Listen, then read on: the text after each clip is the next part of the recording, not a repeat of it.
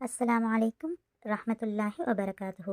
अस्सलातु वस्सलामु अलैका या सय्यदी या रसूलल्लाह खुद बियदी क़ल्लत हीलती अदरिकनी मुरादी या ஷஃபீஅல் முதுனிபீன் யா சய்யிதி யா ரசூலல்லாஹ். Welcome to Islam talks. இன்றைக்கான வீடியோவில் நம்ம என்ன பார்க்க போகிறோம் அப்படின்னா, நம்ம வீட்டில் உள்ள கஷ்டங்கள் நெருக்கடிகளை போக்கி அதிக பரக்கத்தை ஏற்படுத்தக்கூடிய ஒரு சில பிராணிகளை பற்றி தான் நம்ம பார்க்குறோம். அதில் முதலாவது சேவல்.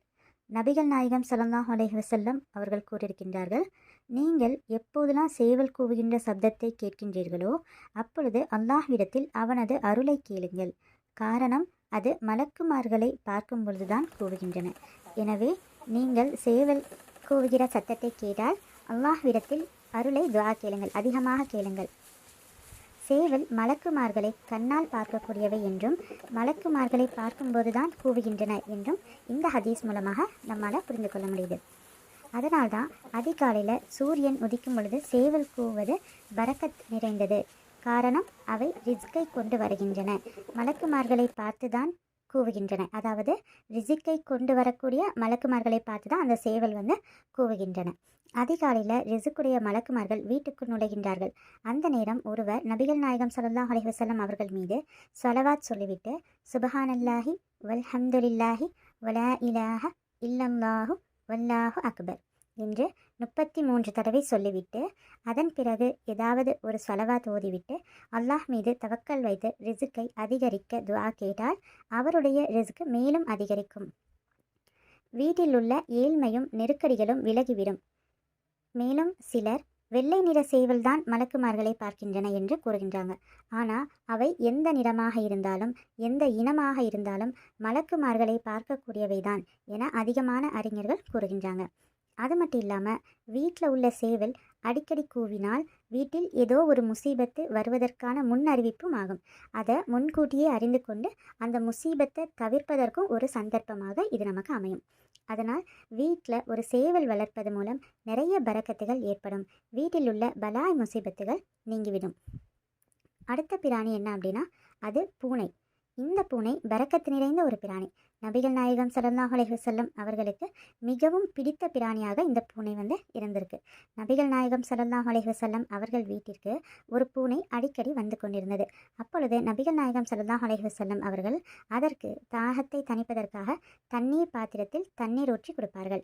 அந்த பூனை தண்ணீர் குடித்துவிட்டு சென்ற பிறகு அதே பாத்திரத்தில் இருந்து நபிகள் நாயகம் ஸல்லல்லாஹு அலைஹி வஸல்லம் அவர்கள் ஒலு செய்வார்கள்.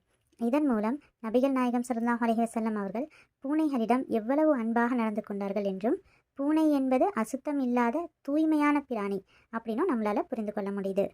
பூனைகள் சாப்பிட்டு மீதம் வைத்த உணவு கூட அது அசுத்தமாகாது.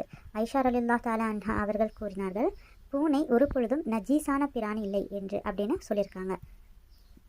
பூனை அசுத்தம் இல்லாத பரக்கத் நிறைந்த பிராணியாக இருக்கின்றது. எந்த அளவுக்குனா, பூனையினுடைய துஆ உடனடியாக 7 வானங்களையும் கடந்து ஒப்புக்கொள்ளப்படுகின்றதாகவும், அதே போன்று அதனுடைய பதுவாவும் 7 வானங்களையும் கடந்து ஒப்புக்கொள்ளப்படுகிறது. அதனால்தான் உலமாக்கள் பெரியவர்கள்லாம் சொல்லுவாங்க, பூனைகளுக்கு அநியாயம் செய்ய வேண்டாம், அதன் பதுவாவை பெற்றுக்கொள்ள வேண்டாம் அப்படின்னு கூறுவாங்க. உங்களோட வீட்டில் பரக்கத் ஏற்பட வேணும் அப்படின்னா பூனைகளிடம் நல்ல முறையில் நடந்து கொள்ளுங்கள். அடுத்ததாக ஆடு. குர்ஆன் ஹதீஸ் இந்த இரண்டிலும் கூறப்பட்ட ஒரு பிராணியாக ஆடு இருக்குது. நபிகள் நாயகம் ஸல்லல்லாஹு அலைஹி வஸல்லம் அவர்கள் உம்மு ஹானி ரலியல்லாஹு அன்ஹா அவர்களிடத்தில் கூறினார்கள், நீங்கள் ஒரு ஆட்டை வளர்த்து கொள்ளுங்கள், அதில் பரக்கத் இருக்கின்றது என்று கூறினார்கள். நபிகள் நாயகம் ஸல்லல்லாஹு அலைஹி வஸல்லம் அவர்கள் ஆட்டினுடைய பாலை மிகவும் விரும்பி குடிப்பவர்களாக இருந்தார்கள். அதனால்தான் அறிஞர்கள் கூறுகின்றாங்க, ஆடு மிகவும் பரக்கத் வாய்ந்த ஒரு விலங்காக இருக்கின்றது என்றும், அதனுடைய பால் மிகவும் குணமுள்ள ஆரோக்கியமுள்ள ஒரு பதார்த்தம் அப்படின்னும் சொல்கிறாங்க. அது மட்டும் இல்லாமல் ஆட்டினுடைய பால் பசுவின் பாலை விட மிகவும் குணமுள்ள நோய் எதிர்ப்பு சக்தி அதிகமுள்ளது அப்படின்னும் அறிஞர்கள் சொல்கிறாங்க. இதன் மூலம் எவர் ஒருவர் அவருடைய வீட்டில் ஆட்டை வளர்க்கின்றாரோ அவருக்கு அவருடைய வீட்டில் பரக்கத் அதிகமாகும் என்றும், உலகிலே மிக சிறந்த பாலும் கிடைக்கும் அப்படின்னு நமக்கு தெரிய வருது. இந்த வீடியோ உங்களுக்கு பயனுள்ளதாக இருக்கும் அப்படின்னு நம்புகிறேன். இந்த வீடியோவை உங்களுடைய ஃப்ரெண்ட்ஸ் அண்ட் ஃபேமிலிஸ்க்கும் ஷேர் பண்ணுங்கள். உங்களுக்கு பிடிச்சிருந்துச்சு அப்படின்னா லைக் பண்ணுங்கள். நம்முடைய சேனல் இஸ்லாம் டாக்ஸை சப்ஸ்கிரைப் பண்ணுங்கள். இன்ஷா அல்லாஹ் மீண்டும் அடுத்த வீடியோவில் சந்திப்போம். அஸ்ஸலாமு அலைக்கும் ரஹ்மத்துல்லாஹி வ பரகாத்துஹு.